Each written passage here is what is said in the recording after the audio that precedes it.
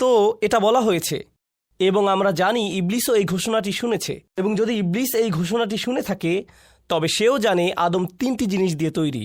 আমি 3টি জিনিস বলতে থাকি যাতে এটি আপনার মাথায় আটকে যায়। 3টি জিনিস, 3টি জিনিস, 3টি জিনিস। কিন্তু আমরা জানি যে যখন আল্লাহ আমাদেরকে বললেন শয়তান আদম আলাইহিসসালামকে সিজদা দিতে অস্বীকার করেছিল, সে আল্লাহর দিকে ঘুরে গেল। সে এটা বলেনি যে খলাক্তানি মিন নারিন ওয়া খলাক্তাহু মিন তিনিন ওয়া সাওয়াইতাহু ওয়া নাফাখতাহু মির রূহিকা। সে বলেছিল আপনি আমাকে আগুন থেকে তৈরি করেছেন, কিন্তু আপনি আদমকে মাটি থেকে সৃষ্টি করেছেন। এটা 3টি জিনিসের মধ্যে মাত্র একটি, তাই না? আরও 2টি জিনিস রয়েছে।